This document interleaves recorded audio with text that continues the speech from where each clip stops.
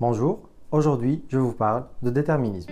Alors on va parler de déterminisme sous 4 points de vue différents, philosophique, scientifique, biologique et bien sûr psychologique aussi. Alors le déterminisme est une notion philosophique selon laquelle la succession de chaque événement est déterminée en vertu du principe de causalité. Donc un enchaînement causal des événements, une relation de cause à effet. Alors l'importance du déterminisme vient du fait qu'il permet la connaissance. Je m'explique. Si l'on connaît les effets, on peut remonter aux causes et ainsi connaître les détails qu'on n'aurait pas pu connaître avant. Donc ça nous permet de créer un arbre généalogique des enchaînements des événements. Non seulement ça, mais si on a les éléments suffisants, on peut aussi connaître le futur.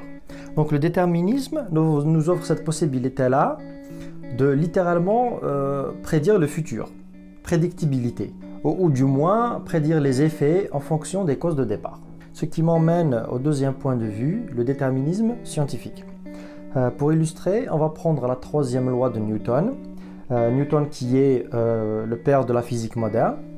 C'est une loi qui dit que tout corps A exerçant une force sur un corps B subit une force proportionnelle et opposée par celui-ci.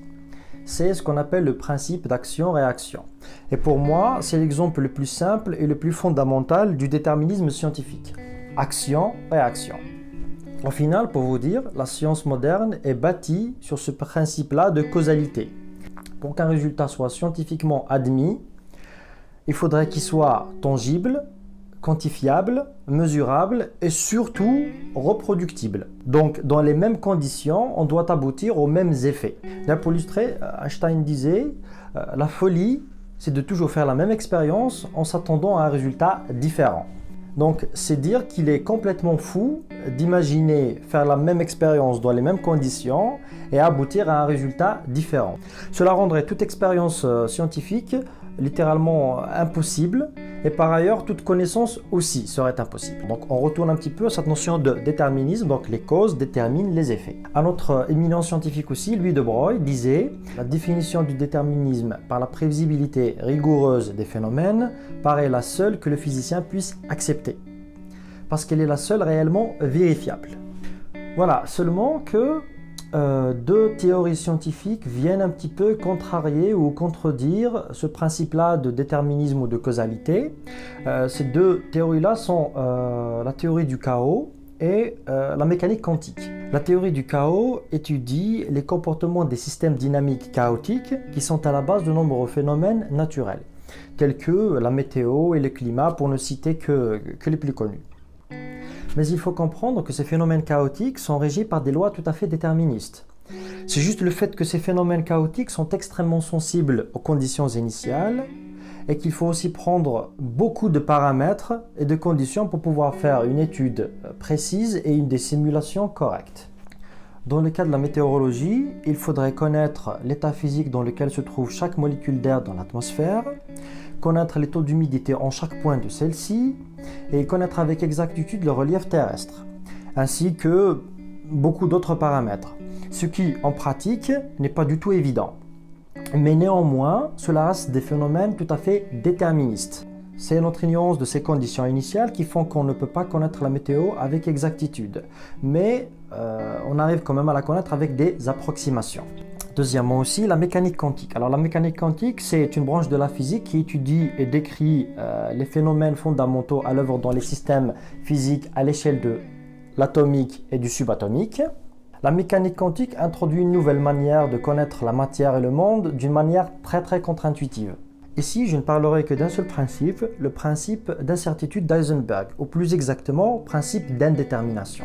Ce principe-là émet l'hypothèse qu'il existe une limite avec laquelle on peut connaître la précision simultanée de deux propriétés physiques d'une particule.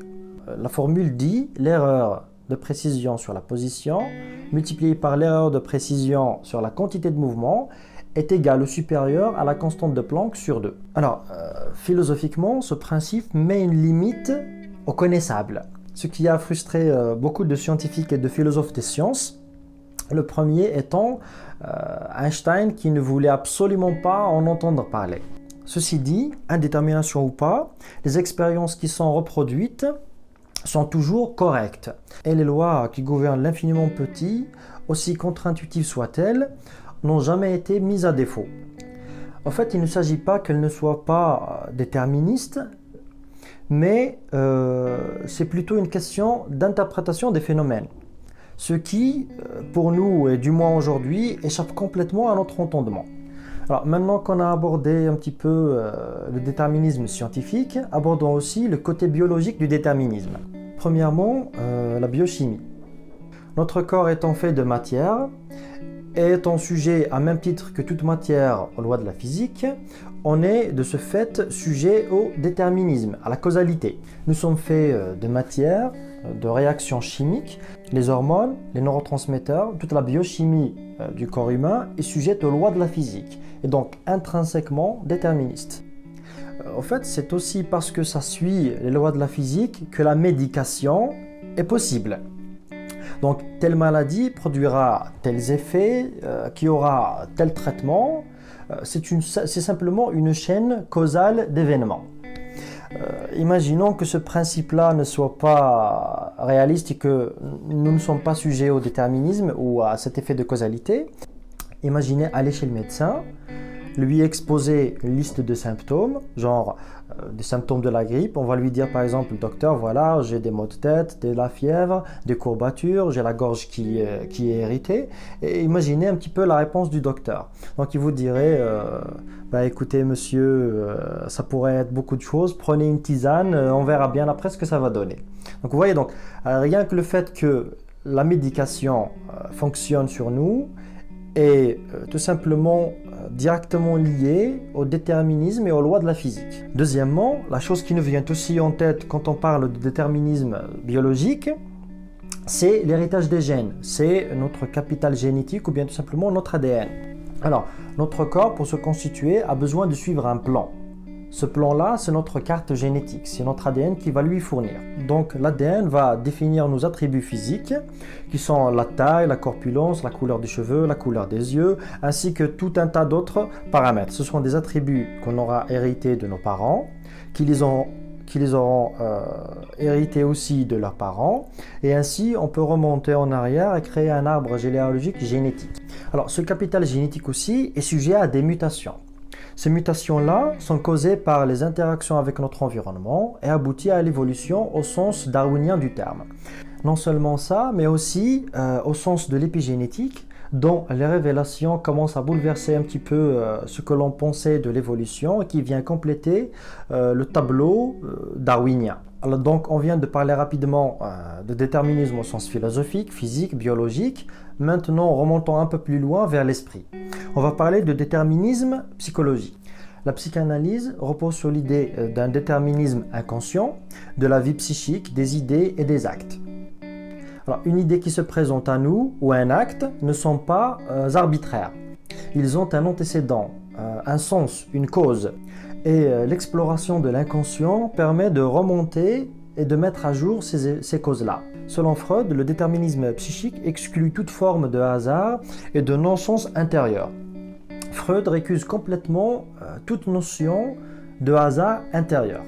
En gros, la psychologie moderne nous dit que tout ce que nous sommes à un moment de notre vie n'est que la somme de nos expériences et de notre vécu.